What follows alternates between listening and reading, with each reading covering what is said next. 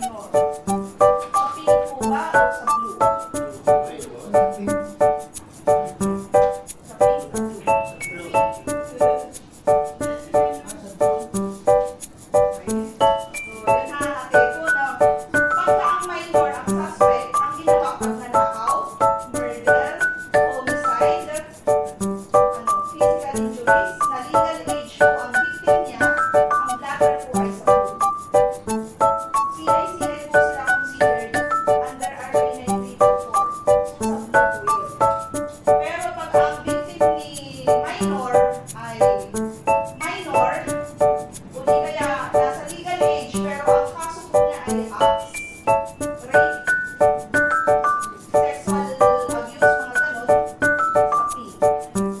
Yun po ang pagkakaiba po. Doon po kasi nalilito kasi kahit kami noon, ang ginagawa namin, basta may minor, sa P lahat. Pero hindi po, depende po kung ano po kaso nila. So, pag kabastusan,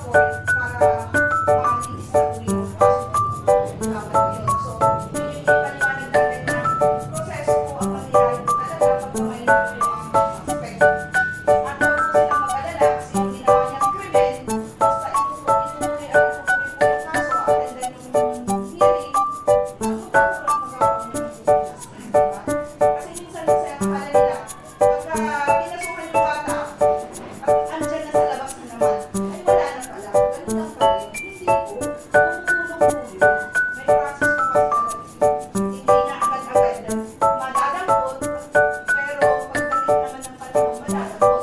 E malay naman ninyo, pagdating ng 18 years old niya, bumaba na yung mata niya. O ilang araw lang siya sa taklaw, nilipat na siya sa pangmatandang gulang na. Kasi ang taklaw, hindi naman po nila pinipicture yung nasa edad na po. May ilang instances lang talaga na syempre doon talaga siya forever hanggang sa matapos yung kanya. Pero syempre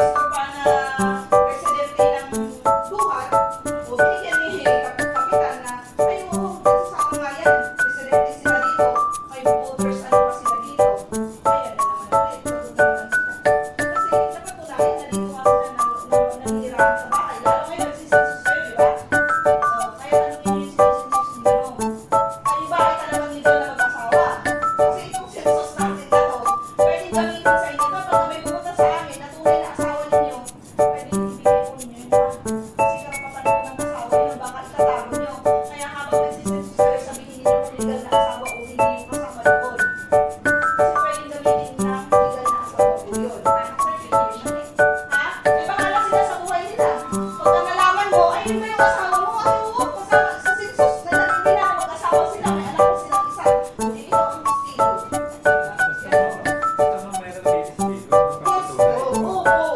Basta may certification mula sa barangay, mula sa may-ari ng bahay, na doon kayo tumitira, habitation. Click na po yun. Pwede na po yun. Tapos yung sa chat-chat, yun ang sinabi ko, hindi pwede siyang tumayo mag-isa kasi pwedeng sabihin ng babae na, ay, hindi naman ako yan. Hindi kaya, si lalaki, ay, lahat ko yung account ko.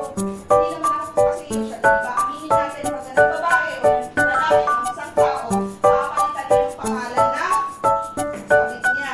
Ilalagay niya, Michelle, saan ang pangalan? Ilalagay niya, Frank. O ang sa babae, ilalagay niya, si Mario, ang ilalagay niya doon, Michelle. Diba? Para hindi pa gusto ng mga asawa, kaya alam niyo na. Tawagan nila isa-isa pagka babae ang sumagot dun sa pangalan na ano sigurado na yun. Pero huwag muna ha. Ngayon, off ko bukas eh. Sabi na alam ko lang yung gagawin. No, ito kasi yun. Kasi, po, kaya nga, kaya mo kung ha? Ano ba ko na ibibigay dito? Ano i-chat niya sa akin? Baka mamaya sabihin mo, mga ano, yan yung ano ni ganito, gaganon pa kayo. So yung pura sa chat, ano lang po yan, parang supplemental lang po yun ha, na ebidensya, pero hindi po pwede tumayo na yung ebidensya din yung mga nakita ng mga picture, pwede mo sa akin po. Pero yun nga, sasabihin ko sa social media ngayon kasi daming hack, nanakaw, hindi ako yan, ginamit yung pangalan, iba, ginamit lang yung picture ko, mga ganon. Kaya dapat, kasi sa rating nila sa bahay ninyo, may certification ba yan? Inalitan mo ba? Magkapakapang, paano mo nakatagilid yan? Nanabutan. Ha? Magsayakap sa ilalim ng pisa? Sa loob ng bahay. Po? Eh, paano kung nasa loob ng bahay, dadalawa lang po sila ng opo. Pero kung may mga kasama, yun din, magdadaw kayo. Di ba kasasabihin niya? Ay, hindi mo kasi kung niya ako. Di ba? Yun ang ano. Nasa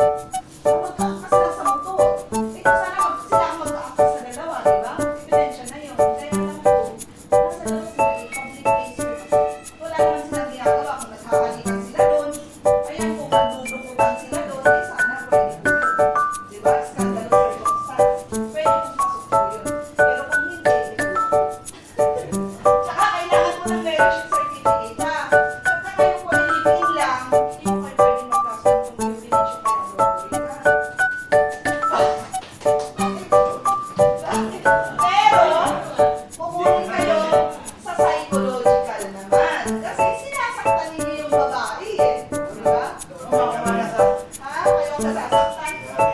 Yung pangyayari pa rin kayo doon. Pero sa part na yun nga, kung bibili siya. Kasi usually, ang mga asawa, gusto talaga yung pamilya. Yun ang gusto nilang kasuhan. Hindi yung asawa eh. Ay, ganun ba? Kaya naman nila yung babae. Kasi kung talagang mahal mo yung babae, bakit kailangan pa rin yung kukuha ng ibang babae? Mas maingay. Mas magaling. Kasi sabi ko, isa talaga. Yung misis ko, parang tukot na magaling lang sa akin. Kaya sa mata ko, ano kasi, ganito kasi sabi nyo, parang na-excite ako pagka may ginagawa tayo, nagtitirahan tayo, yung maingay ka. Sabihin mo sa asawa mo kasi pwede naman niyang gawin yun. Kaya ang problema, sabihin mo yun sa asawa mo pero wala kayong pagkain. Walang pang-enroll yung anak niyo. Abay, nagagawa nga ba naman yung mag-ingay? Kaya kasi sigaw niya, wala tayong ulam, wala tayong kanin. Habang tinitira mo, ikaw ba, lalabasan doon. Diba? Ano ba sa differential nun eh? Kaya ang kabit, diba? Kaya alam, pupunta si Pedro sa akin mamaya ng gabi. Ay, magpapabango ako. Gagalingan ko ang show. Akala nyo, nasisiyahan sa kagaganon nyo. Baka nga walang nararamdaman yan. Sigaw ng sigaw. Sige pa, gaganon-ganon yung babae. Sasabihin na masarap kayo. Yung pala, wala kayong kunting nararamdaman. Ginagawa lang niya for the show. Kasi alam niya, bibigyan ninyo lang. Sa akin, 500. 1.5. Ganun eh. Diba? Hindi lahat naman sa akala ninyo eh, nagugustuhan lang kasi yung ginagawa ninyo sa kanila. Pero kung galanti kayo, magaling ko yung umarapin. Ha?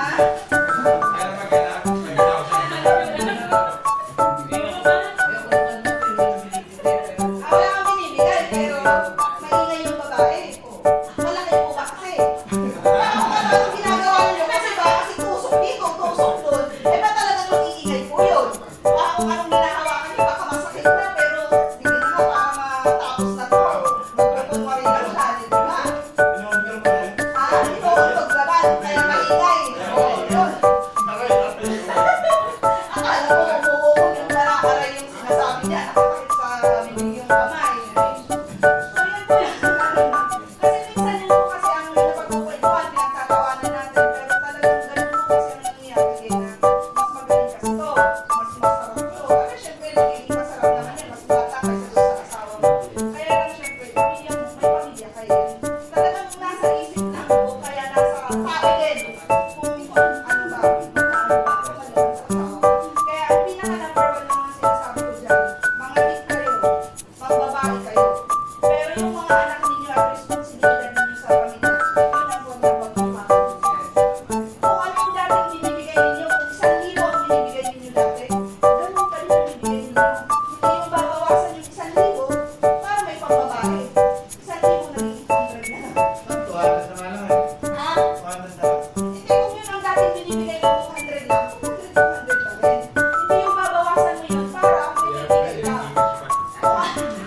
Kung anong oras mo na binibigay mo sa pamilya mo dati, halimbawa, may Sunday gathering kayo ng pamilya nyo, huwag niyo babaguhin yun. Huwag niyo yung bawasan yung oras mo sa pamilya para sa babae. Ang bawasan niyo siguro sa trabaho siguro. Pwede ba siguro yun? Niloko niyo yung gobyerno. Kung sa government, yun po kasi yun yung ano po. Kasi wala tayong magagawa eh. Talagang nature talaga ng lalaki yan. Kahit anong profession yan, kahit anong pinag-aralan yan, kung talagang pinakati talaga, kung nasa katawan na, eh wala talaga eh. Mahal ka din ng asawa mo. Diba? Basta huwag lang babawasan yun sa pamilya, sa mga, yun lang naman yung para walang away. Kasi nga, pag wala namang nagreklamo, walang kaso. Kung iiyan ninyo, parang ina-encourage pa kayo. Pero parang walang gulo. Ganun po ang gagawin niyo. Hindi yung magbababae ka. Gagawin mo, iuuwi mo pa yung babae sa bahay niyo. Gusto naman, huwag kang ganon. Pwede kayong babae mo, gagawin mong yaya ng apo mo o kaya yung anak mo. Ha? Ha? Asan niya? Sino? Si Rigor? Yun nga, yun ang kung gagayarin. Napakagarapan naman nun. Pero pagka nagising sa Marites, sa katotohanan, iiyak yun kahit sa anong gawin niyang takling dyan. Wala din, hindi siya makakabalik sa babae. Ha? Yun nga, di ba? Nagsisisi din.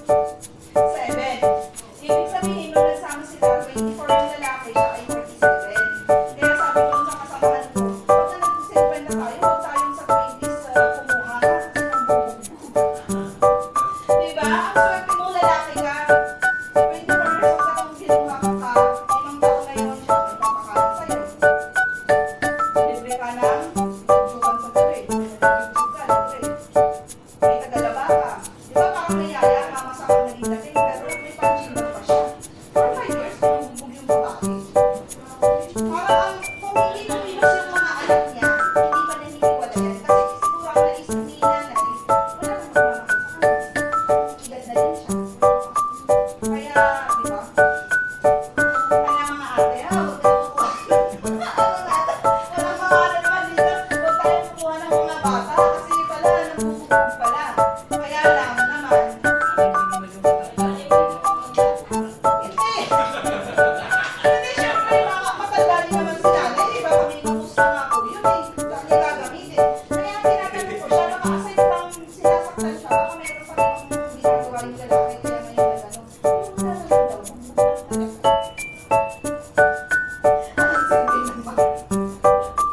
Di ba, ano naman ah? Ano ba yung binibili niyo ng gamot? Oh, yun. Pwede naman. Di ba? Lalo pag yung sobrang baka mamaya, lagi na lang nakatayo yan. Kaya kung hindi na kayo pinila. Di ba? Oo. Kasi yun ba talaga ginamit nyo eh? Wala nang talagang kukuha yun. Ha? Sino yun? Ano pangalan yun? Huwag tamagan yun?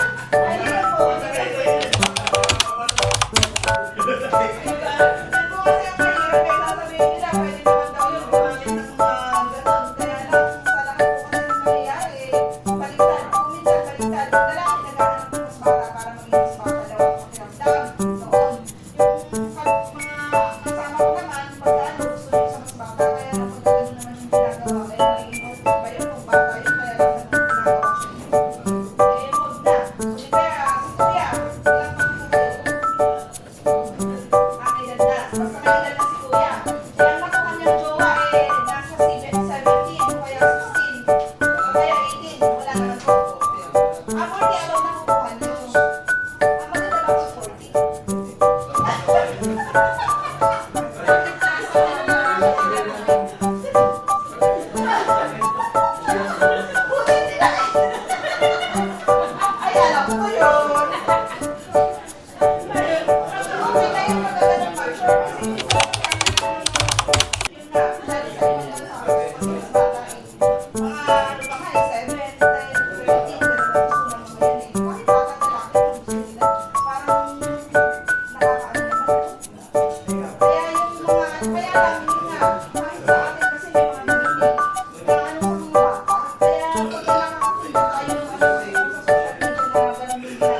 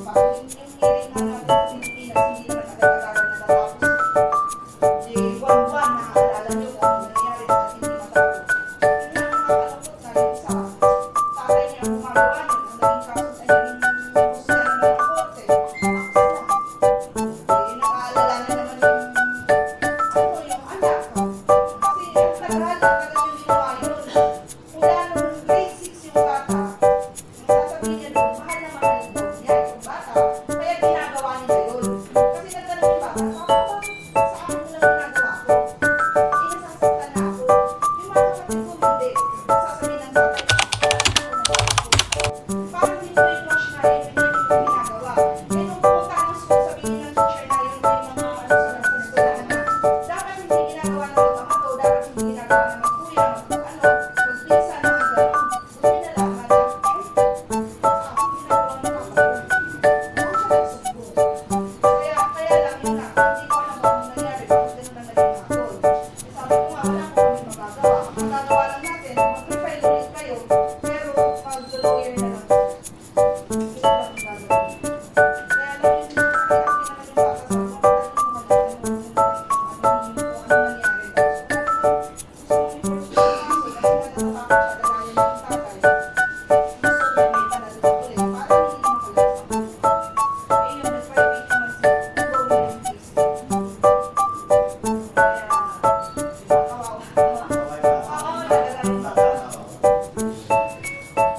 kaya pag kami mga ganun sa ano, support na lang natin, hindi yung pag-isisa natin na yung mga kaso-kaso na mga ongoing case. Kasi kahit pag pinagkukwentuhan natin, pinagkakawalan natin, ano, kaya lang isipin natin, paano ba na pagkawalan natin yung sitwasyon nila, eh, paano tayo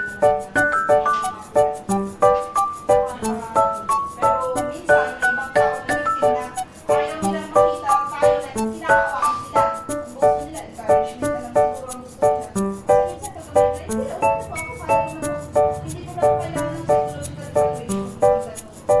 Pero kailangan pa rin po kasi. Sa akin, hindi natin pinapakailangan yung sa mental health natin. Ibang bansa, mga issue nila. Pero sa Pilipinas kasi hindi. Pero ngayon, lahat na naman yung victim ako, lahat po, members na po for psychological evaluation. Kasi kung makikita ninyo talaga, yung mga dati talagang na-abuse ng mga babae, naging ano, iba na yung parang slow na mag-isip. Dati-dati mo, hanggang na lang yung dati, nakakasali mo. Ayun, ganun yung parang naglupa-lupa kasi sa abuse na nakakasali.